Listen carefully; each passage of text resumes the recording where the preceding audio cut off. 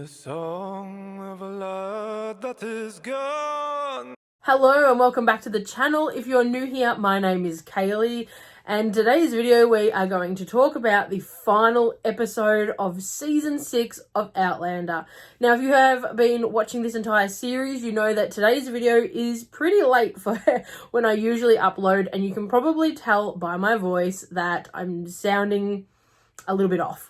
So obviously the video is late because today is the first day that I've actually been able to speak properly, even to this level. So I am very sorry if you have been waiting for this video. I've just clearly not been well enough to make it, but I'm done. I'm ready. I have put as much medicine into this voice box as I can, and I want to talk about the episode with you guys today. I cannot believe that we are already at the end of season 6 and we are officially back into Droughtlander. How did that happen so fast? It's like we have clicked our fingers and we have returned back to just drama. Like, Droughtlander kills me. It fills me with Droughtlander sucks. The opening scene of this episode was spectacular. Now, usually we do see something similar, like a little image or a cat or a deer or things like that have been played throughout this season. But this opening scene credit for the title was just completely different to what we've been getting throughout the rest of this season. And we had Claire and Bree sitting in their favourite diner, ordering what we then find out later on is their staple order every time they would go to this diner. I loved it. That little glimpse of seeing some more of their sort of growing up time, or not growing up time, but their past. It was just so fantastic to see, and I really enjoyed it. That red dress, though, every time I see Claire in the red dress in the future, even in just scenes like this, I think, a little bit worried, just because we know it's associated with the final episode of season 5.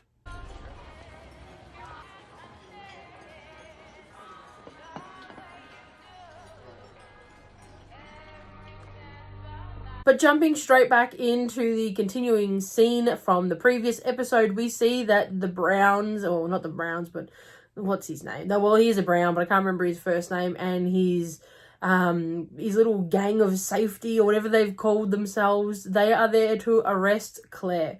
Now, luckily, Mrs. Bug and Lizzie both managed to get away from the house and get away from the ridge to go and find help. So that was a nice little, okay, there's people at least going to find help. Hopefully they find some decent people and not, aka the fisher folk. But they do make their grand escape. Whilst they are gone, though, obviously chaos is just out of this world happening, and a gunfight basically starts after Claire shoots one of the men who have entered her home. I just loved the fact that Claire has gone from, I mean, she's always been a fighter in some sense of the word. She's never been afraid to go to battle, but the fact that, like, she didn't initiate, I suppose the guy was in her home, fired the first shot. And I mean, it just really set the tone for what this episode was going to be like. We also get the opening scene credit where she's running through with the gun finally happens. I have been waiting for that scene to sort of come into it ever since we got to view the opening trailer from way back when. So I'm very excited the way this scene played out. It was so good, but the poor house. He got shot to smithereens. Come to arrest her for murder. And the murder of Malva Christie. Great, save us. Mrs. Buck, go get help, now. Parts.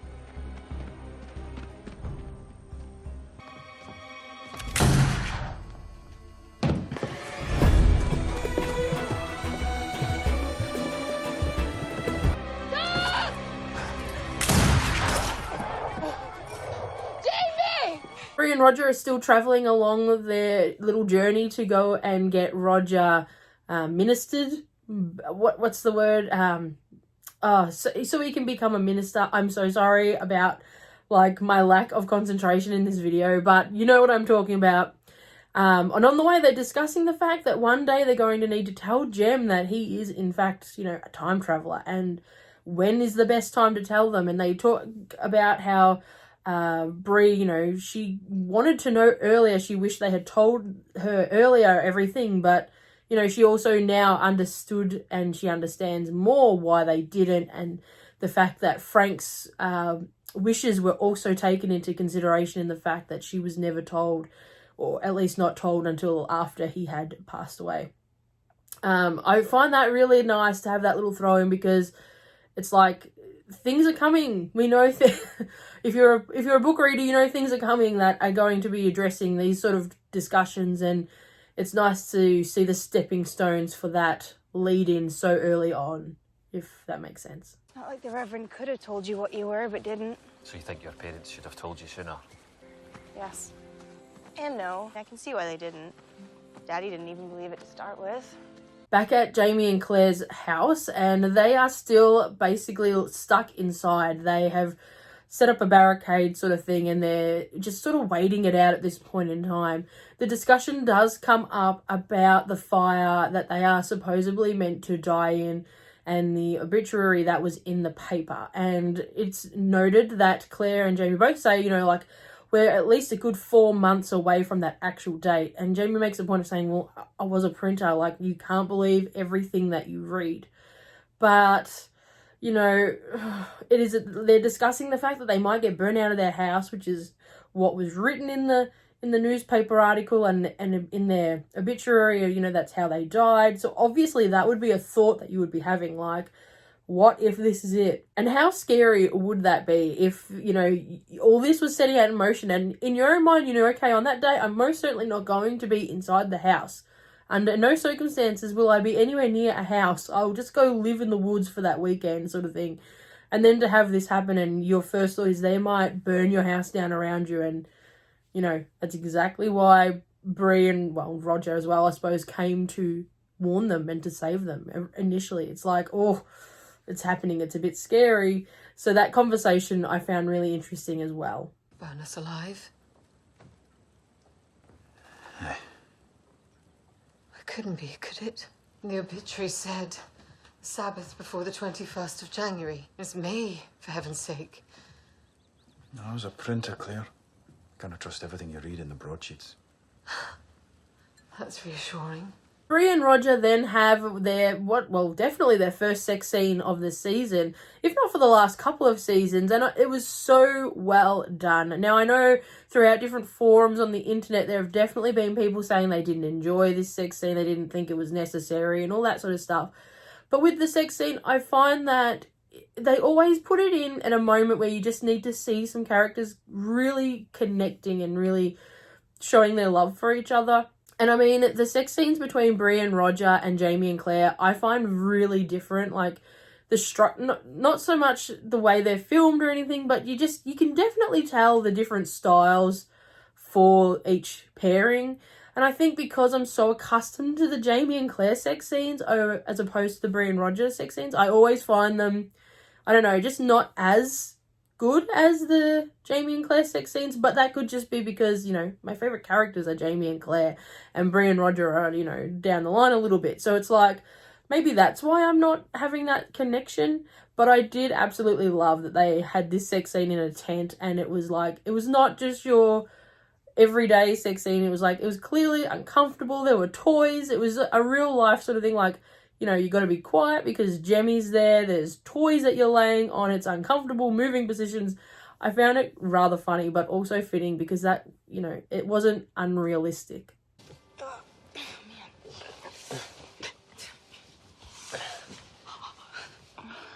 Which way are you going there, Ace? I thought you found speed erotic.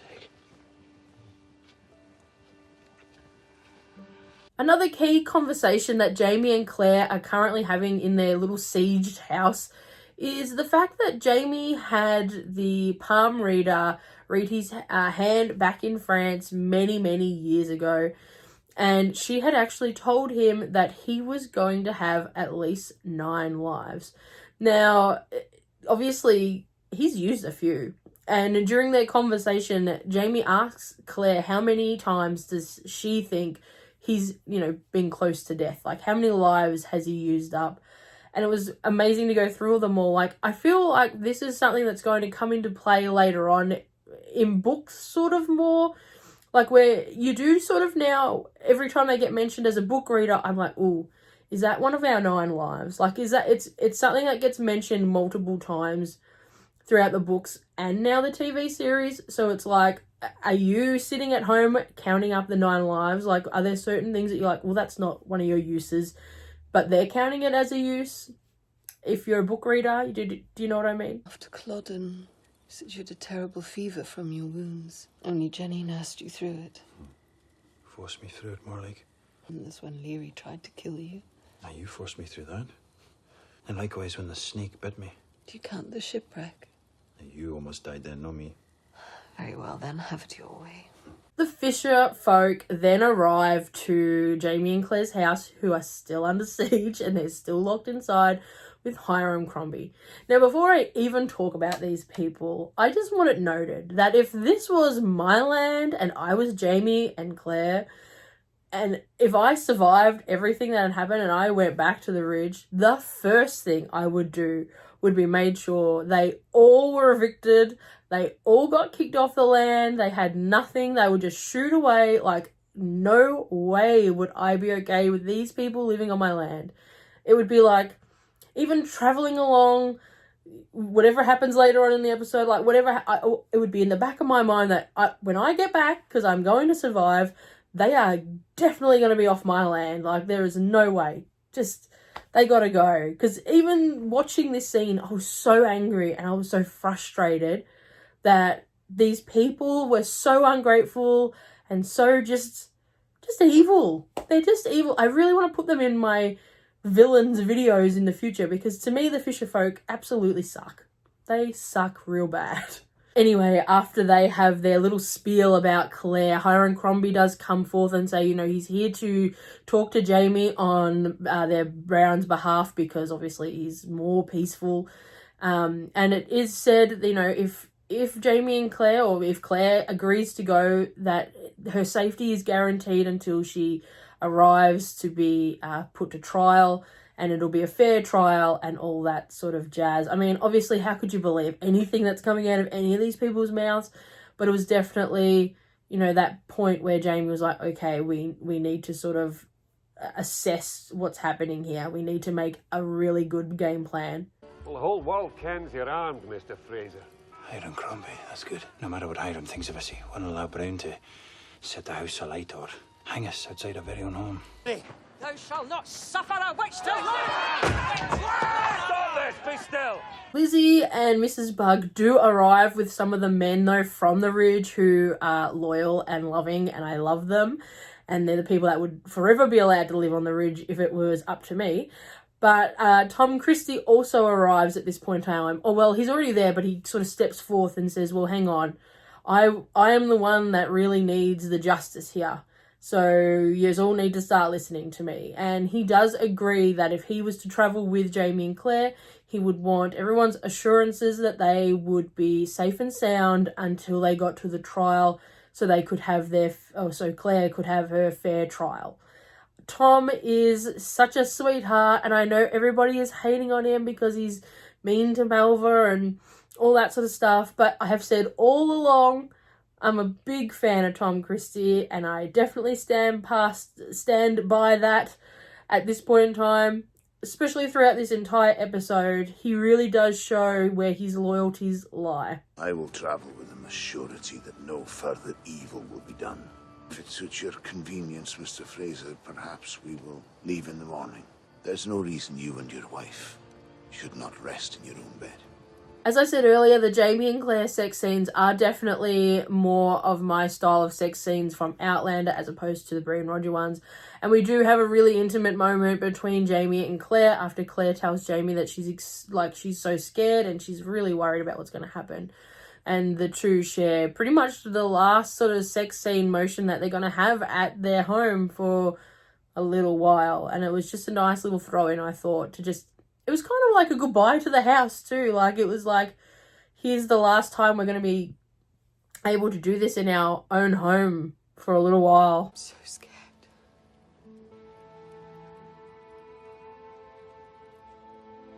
Now, as the journey has begun with Jamie and Claire heading with the Committee of Safety. I think that's what they're called. Now, Tom does start looking after Claire exceptionally well already. Now, he makes sure she has food. He's sort of always close by, keeping an eye on them, but also not connecting with them. He's not having conversations with them or anything like that. He's just sort of always there in the background, watching and making sure that they are okay. I can't express enough how much I'm loving Tom in this episode alone. And the fact that he has basically stayed awake for at least a couple of days at this point, it's really starting to show, but it also shows how dedicated to looking after them he really is. Eat, Sassenach. It's kindly given.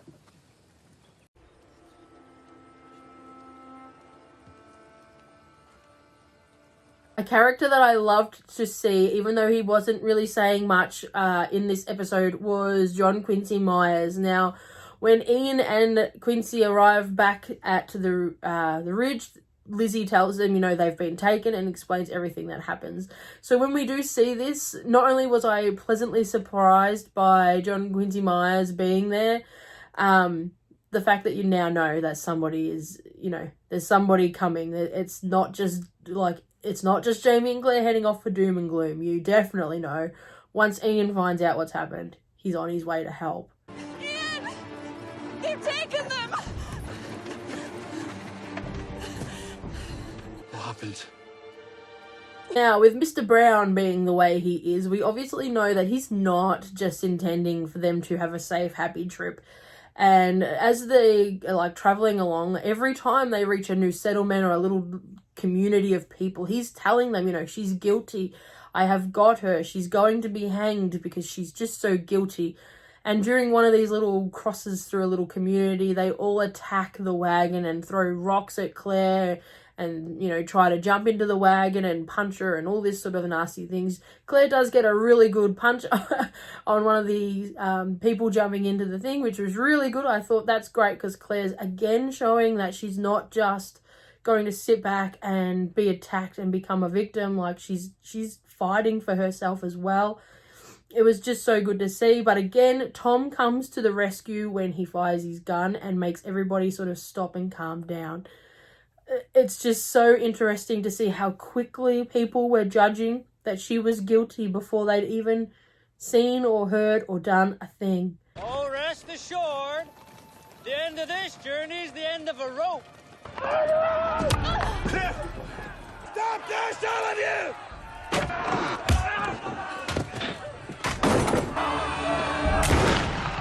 Stand down!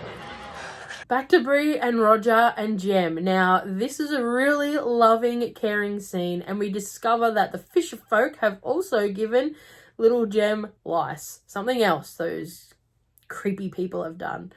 Anyway, because of this, they need to cut Jem's hair, and this is when they discover that Jem has a mark or a birthmark or something on the back of his head, which conveniently Roger also has, and it is hereditary. Now, of course, this is fantastic news, and we then see Roger and Bree and Jem, because he's sort of hanging around. Anyway, they cut Roger's hair to be father like son. It is officially out there and officially in their minds, and they know now officially that Jem is Roger's son. It was nice to have that little throw in, because it's like, amongst all the chaos that's happening in this episode, there are still little bits and pieces that you just go, oh, that's amazing, that's so sweet, that's lovely. You know, we know now 100% Jem is Roger's son and not Stephen Bonnet's.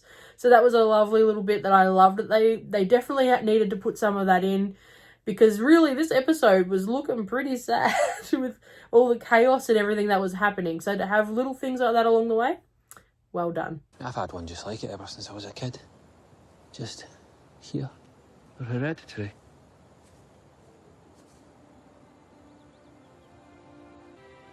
Roger. They're hereditary.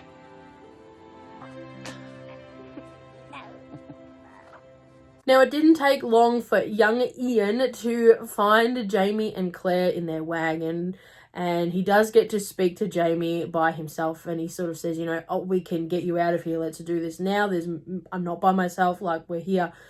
And Jamie says to him, well, no, I can't, because we can't do this here, and two, being a fugitive isn't exactly what we need to be doing right now. Like, if we run, you're instantly a fugitive on the run, and, you know, but stay close. But unfortunately, it's not long after that, like nearly the next day, Brown, of course, he's just the biggest villain. Anyway, he separates Jamie and Claire by knocking Jamie out, and Claire is sort of whisked away in the wagon. Luckily for Claire, though, Tom is there. Again, Tom, Saviour Tom, and he follows along with Claire. Now, Claire, of course, is so concerned about Jamie and the fact that she thinks they're going to kill him.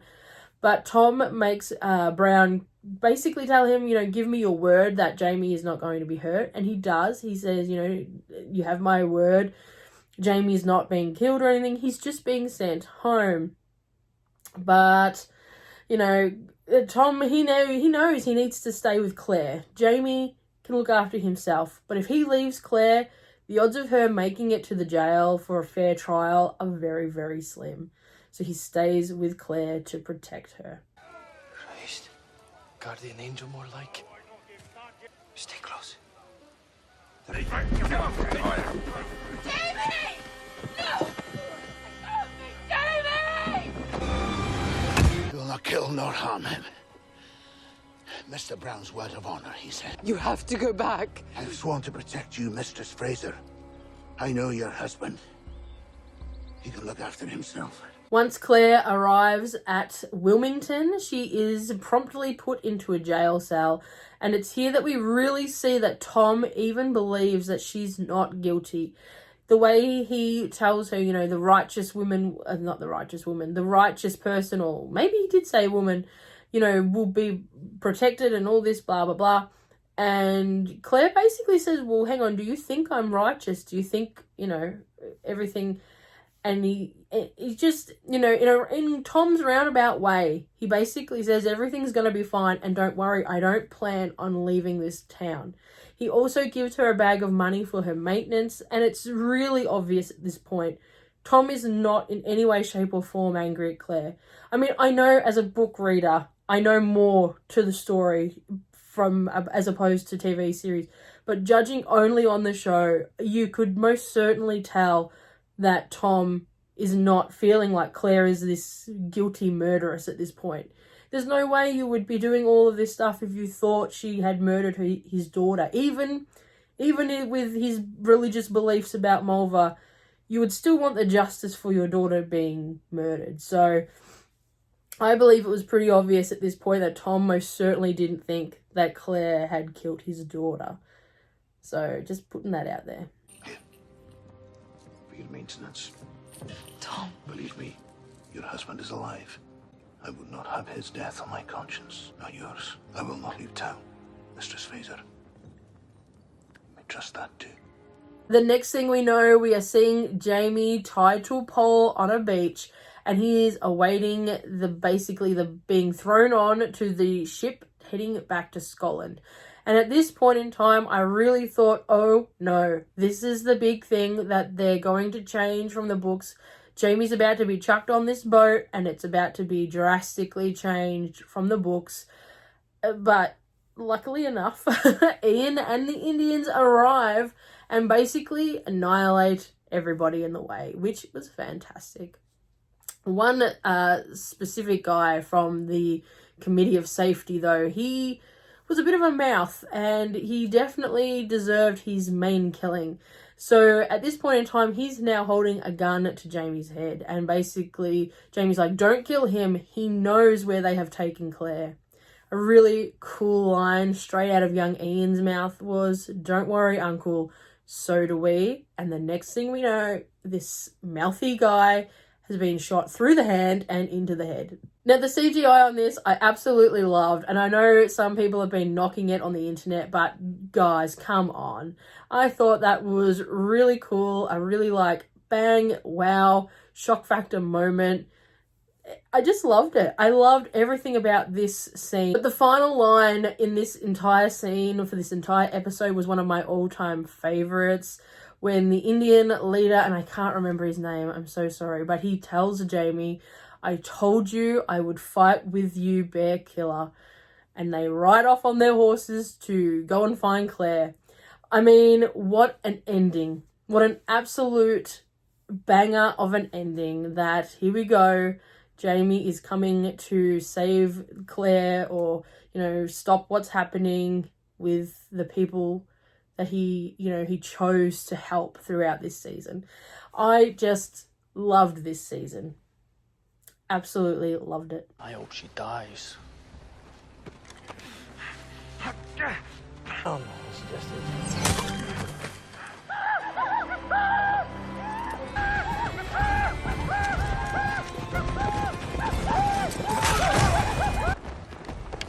Wouldn't do that, friend. Ends were clear as. So do we, Uncle.